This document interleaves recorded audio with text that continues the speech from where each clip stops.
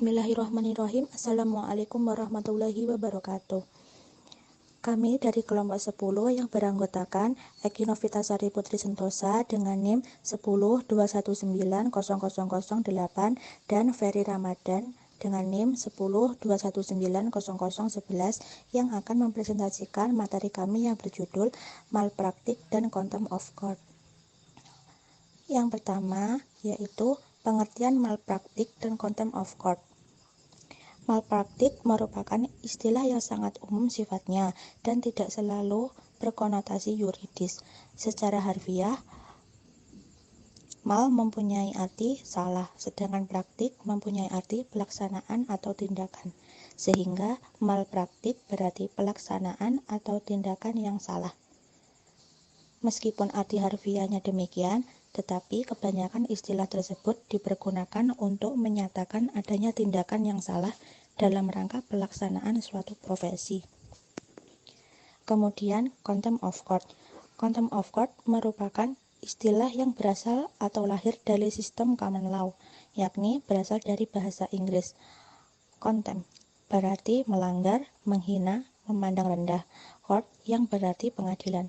Pengertian contempt of court adalah setiap tindakan atau perbuatan baik aktif maupun pasif, tingkah laku, sikap dan atau ucapan baik di dalam maupun di luar pengadilan yang bermaksud merendahkan dan merongrong kewibawaan, martabat dan kehormatan institusi peradilan yang dilakukan oleh seseorang atau sekelompok orang sehingga mengganggu dan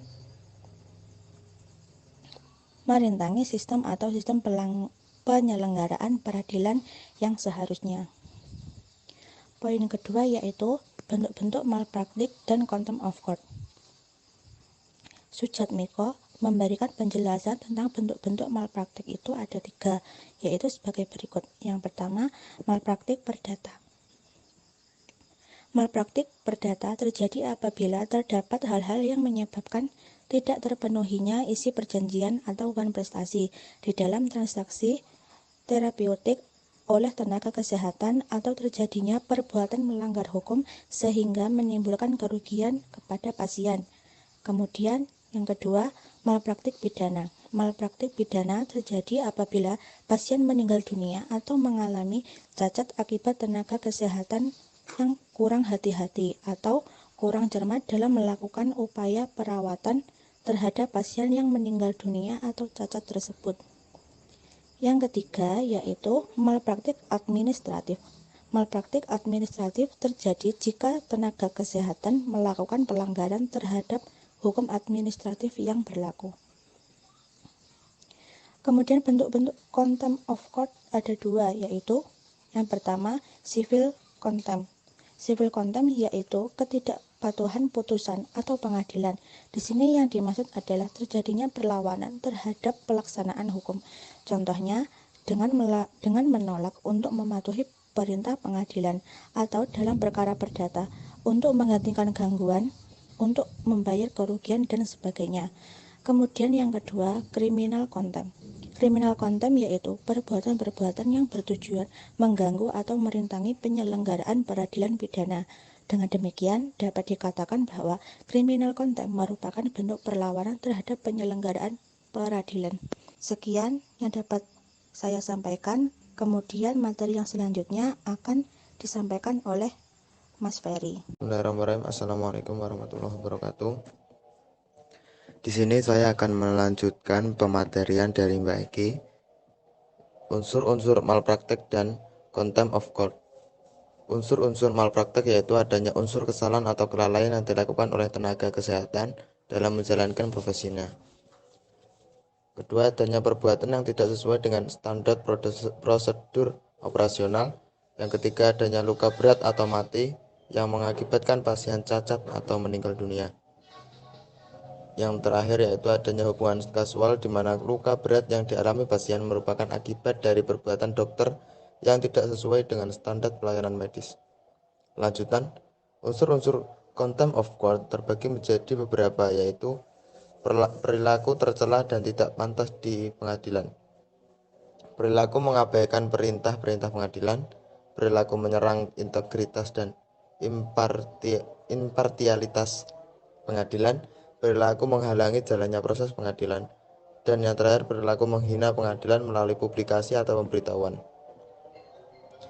Analisa kasus malpraktek dan contempt of court yang dilakukan oleh profesi hukum. Kasus malpraktek. Pada kasus ini yang terjadi yaitu kasus malpraktek atau tubuh menghitam setelah meminum obat. Diduga akibat malpraktek Dokter Blitar, seorang gadis asal Blitar, Jawa Timur, terpaksa dirujuk ke Rumah Sakit Dr. Saiful Anwar, Malang, Jawa Timur. Seluruh tubuhnya berubah menghitam setelah meminum obat dari dokter. Tempat ia berobat di daerah asalnya yaitu di Blitar tadi.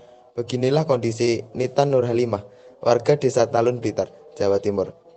Setelah meminum obat yang diberikan oleh salah satu dokter di tempat asalnya, kulit wajah, tangan, hingga sekujur tubuhnya berubah menjadi hitam. Menurut Marsini atau ibu korban, awalnya Nita hanya menderita luka ngilu di bagian persendian tubuhnya. Saat diperiksa ke dokter, Nita mendapat resep obat tanpa bungkus, namun setelah meminumnya suhu tubuhnya semakin panas. Mulut dan kulit wajahnya berubah kehitaman sehingga merebak ke sekujur tubuh. Pihak keluarga menganggap kondisi ini disebabkan oleh kesalahan Dr. Andi yang memberikan resep obat tersebut. Penanganan medis yang dilakukan saat ini adalah memberikan penambahan nutrisi serta elektrolit untuk memperbaiki jaringan yang rusak dan memberikan antibiotik untuk membersihkan luka pasien dari bakteri. Hingga hari Senin kemarin, Nita ditangani oleh 11 tim dokter spesialis bedah kulit. Indikasi sementara Nita menderita Stevens Johnson Syndrome atau alergi pada reaksi obat akibat rendahnya ketahanan tubuh pasien. Lanjutan, kasus contempt of court. Pada kasus ini, fakta yang terjadi yaitu kasus aniaya hakim, di mana polisi telah menetapkan pengacara Tommy Winata yaitu Des Rizal Caniago sebagai tersangka kasus pemukulan terhadap Hakim Pengadilan Negeri Jakarta Pusat yang memukul hakim dengan ikat pinggang.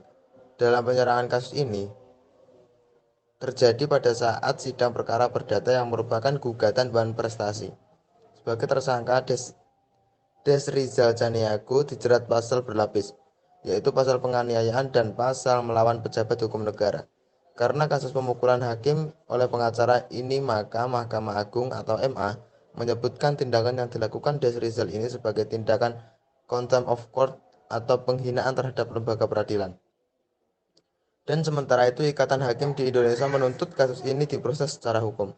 Faktanya, penyerangan yang dilakukan Des Rizal ini didasari dengan adanya kekecewaan pelaku selaku pengacara penggugat atas keputusan hakim. Ya, mungkin itu presentasi dari kelompok kami. Apabila ada kurang lebihnya kami mohon maaf.